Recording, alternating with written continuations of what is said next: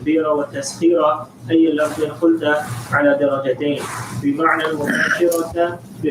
المباشرة واستعمال الجوارح والقوى والاستعانة بالكيفيات المزاجية كالحرارة والبرودة وما أشبه ذلك مما يجد نفسه مستعدة له استعدادا قريبا أو بعيدا وبمعنى التكوين من غير كيفية جسمانية ولا مباشرة شيء وهو قوله إنما أمره إذا أراد شيئا أن يقول له كن فيكون. هذا يكفي.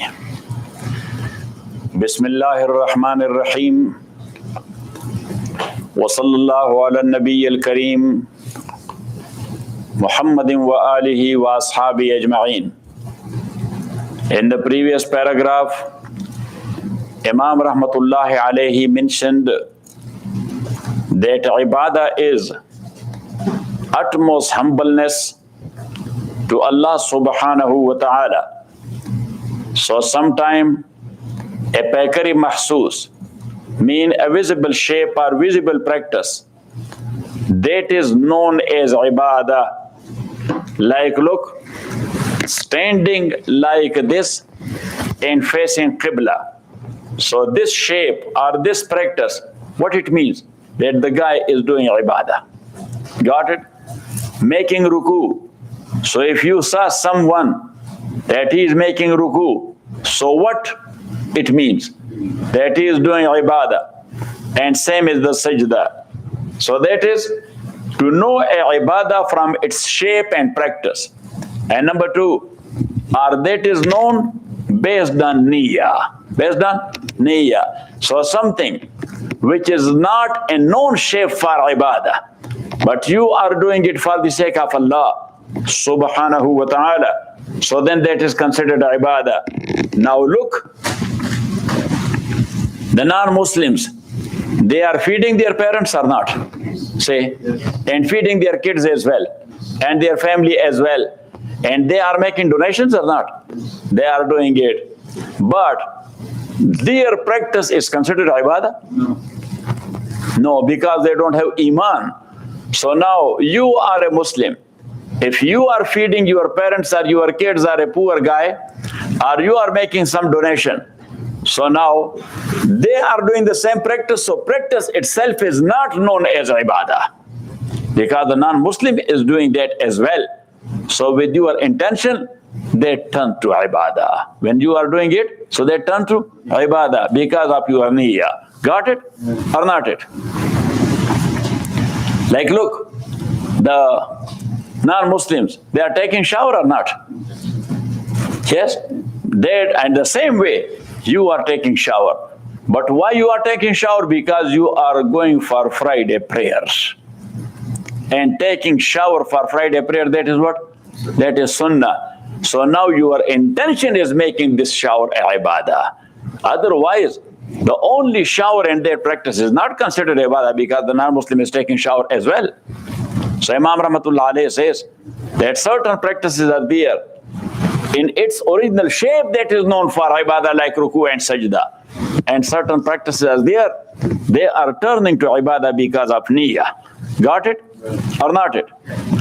So Imam Rahmatullahi alayhi says that now based on niyyah, the same practice that is done, but when you are doing it for Allah, so that is considered ibadah. You are doing it to your parents and to your teacher, so that is not considered ibadah, you are doing it for ta'zeem. So standing in front of Allah in such a shape, yes, that is ibadah. Got it? But standing like this, the Mawalik, they are standing like this. Mawalik, you follow the Imam Malik, they are not holding their hands here or here. They are standing like this. So if you are standing to your sheikh or standing to your parents, yes, like this, you are doing their ibadah. What are you doing? Say, the ta'zeem. So Imam Rahmatullah alayhi says that this differ from this one because of niyyah. Got it? Then Imam Rahmatullah alayhi says that another thing where you can differentiate ibadah from ta'zeem. Got it? So another thing is that the one who is doing that, he is the lowest category. And for whom he is doing that, he is the highest category. This one, he has sharaf or maqam or rutba. And the other one, he is lowest in daraja from him. Or this one, he is showing obedience and to him. And the other one, he is implementing his order. So Imam Rahmatullahi alayhi says that for this, he has to make two daraja. That to this level, that will be for ta'zeem. And that level, that will be for ibadah. And then now Imam Rahmatullahi alayhi says, وَلَمَنْ انْتَقَلَ إِلَيْهِ شَيْءٌ مِّنْ خُصُوصِيَاتِ هَذَا الْمُتَعَالِي. And to that one, to whom something, that entity, or from his khususiyat came, فَالْعِلْمُ بِالْمَغِيبَاتِ يَجْعَلُ عَلَى دَرَجَتَيْنِ. So now look, Allah subhanahu wa ta'ala, he knows all the hidden things. He knows it or not? Ghaib, that is known to Allah subhanahu wa ta'ala. But some people also sometimes know a little bit. Some people also sometimes know a little bit. So فَالْعِلْمُ بِالْمَغِيبَاتِ يَجْعَلُ عَلَى دَرَجَتَيْنِ. They are making it, are putting it in two stages, or two daraja. علم برؤية وترتيب مقدمات أو حدث أو تلقي إلهام. For them, there are certain ways through which they are finding some of the maghibat. Number one, look, علم برؤية. The ru'yat, that is ghawr and fikr. That is what? Ghawr and fikr, pondering upon. Look, so he is thinking upon. Now atom was there, but that was a hidden thing. It was not known to anybody or known to someone. It was not known. So what Einstein did? What? He was thinking and thinking and thinking. Yes? So based on his thinking, he found out that hidden thing and that maghib. Got it? And number two, وَتَرْتِيبِ مُقَدِّمَاتٍ. He is putting muqaddimat, sughra and kubra, and finding out the natija. Finding out the natija and the result. That is a logical way. That's what? A logical way. A common lay person does not know that. That was also a hidden thing. But this guy, he brought it forth based on his knowledge. And number three, our hadasin. Hadas is actually knowledge which somebody has availed through experiences. Through what? Through experiences. That's called hadas. That's what? Hadas. So now look, for example, you give a compound to someone. Yes. Now, this is a hidden thing, that how many constituents are there in that compounds? How many ajza? And what are these ajza? What are these ajza and these parts? Got it? Are constituents. But someone who is a scientist, for example, or who is a doctor, or he is a hakim, so he, through his own hadas, which is his tajriba, yes, look at me, he will taste it like this. He will tell you that there is honey. In honey there is a portion of ajwain and a portion of fennel seed and badran jaboya and gul khitmi. Yes, so through his taste, because that is experiment. Otherwise, you don't see there the ajwain and the fennel seed and tukhbi khitmi and tukhbi khabazin. Nothing is seen there that is ghaib. But this guy, he is finding out that ghaib through his what? Experience. Got it? Aw talaqi ilhamin, or awliyaullah. They are receiving some ilham from Allah subhanahu wa ta'ala. Yeah. Allah subhanahu wa ta'ala inspired them sometime with certain things which is ghaib, but for him it does not remain ghaib. Got it? So that's called what? Ilham. What? Talaqi, availing ilham. Mimma yajudu nafsahu la yubayinu zalika bil kulliya. So he finds himself that he is not separating from that totally. So that is one ilm, ilmun biruya. And second one is wa ilmun zatiyun. Wa ilmun zatiyun. And the second daraja is ilm zati, and that is of Allah subhanahu wa ta'ala. Wa ilmun zatiyun huwa muqtaza zat al-alim. Ilm zati, that is the requirement of the entity of that entity. That is its entity requirement. Now these things which this guy brought forth, that was not the requirement of his personality. Got it? But what Allah subhanahu wa ta'ala knows from Maghibat, that is the requirement of his entity. Of his entity. For Allah we don't use the word personality. Got it? For creature we use the word personality. But for Allah subhanahu wa ta'ala, we use the entity. لا يلقاه من غيره. He is not taking it from somebody else. ولا يتجشم كسبه لا يتحمل المشقة. And he is not carrying lot of efforts or making lot of efforts to avail this ilm. وكذلك يجعل التأثير والتدبير والتسخير أي لفظ قلت على درجتين. And same is the case of تأثير, تدبير and تسخير. Whichever word you want to use. Tasir, affecting.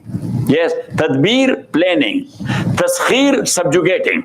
So Imam Rahmatullah alayhi says that whatever word you was to, that also you have to put it on two daraja. Or this man who has the khususiyat of that muta'ali, so he is putting it on two daraja. Bimana al-mubashara واستعمال الجوارح والقوى والاستعانة بالكيفيات والمزاجية كالحرارة والبرودة وما أشبه ذلك مما يجد نفسه مستعدة له استعدادا قريبا أو بعيدا. So number one, our first daraja is بمعنى المباشرة, that he himself is doing that. He himself is doing that or done that. واستعمال الجوارح, or he is using his organ for doing that. والقوى, he is using his energy and his whatever power he has, whatever different powers he has, he is using those powers.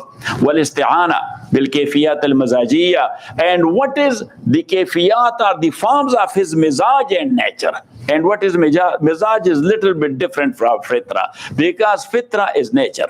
Fitra is what? Nature. And with fitra and circumstance and situation mixed with fitra, so that is called mizaj. Because the literal meaning of mizaj is what? Ikhtilat and mixing. What? Mixing. So now with nature, the circumstances, what? The circumstances and the situation, the mahol, the environment, they mix together, so that makes the mizaj of someone. Now, for example, you are two brothers. You study in madrasa, and your brother is studying in university. Got it? As far as both of yours, fitra is concerned, so fitra is coming from genes. Fitra is coming where? From genes. You are from the same father and mother. So to that extent, you are similar. Got it? But his environment is different and your environment is different. So you will be have difference in mizaj with your brother. He will be having one mizaj and you will be having another mizaj, because mizaj is coming from ikhtilat and from mixing. Kal-hararati wal-buruda. So now here, what we mean by kayfiyat mizajiyya, kal-hararati, like temperature, wal-buruda, and cold, wama ashba zalika, are such like things. Mimma yajid nafsahu musta'iddan lahu. Of that type, that he is finding himself, that he is very much ready. Istadadan qariban, yes, with the very close and nearby preparation, aw ba'idan, or a little bit further mean far. Wa bimana takween. So this is tasir, tadbir and taskhir bimana al-mubashara. And the second daraja is taskhir, tasir and tadbir bimana at-takween. Got it? So this wa bimana at-takween, this is ataf ala bimana al-mubashara. Wa bimana at-takween min ghairi kayfiyatin jismaniyatin, without any bodily kayfiyat and bodily form. Wala mubasharati shay'in, not using or utilizing anything to avail that. Wa huwa qawluhu, and that what is meant there in the word of Allah, innama amruhu iza arada shay'an, that the amr of Allah subhanahu wa ta'ala is, or the case of Allah subhanahu wa ta'ala is, iza arada shay'an, whenever he intends a thing, an yaqula lahu kun. So he is not using the tools, he is not planning for that, he is not making preparation for that. He says, kun fayakun.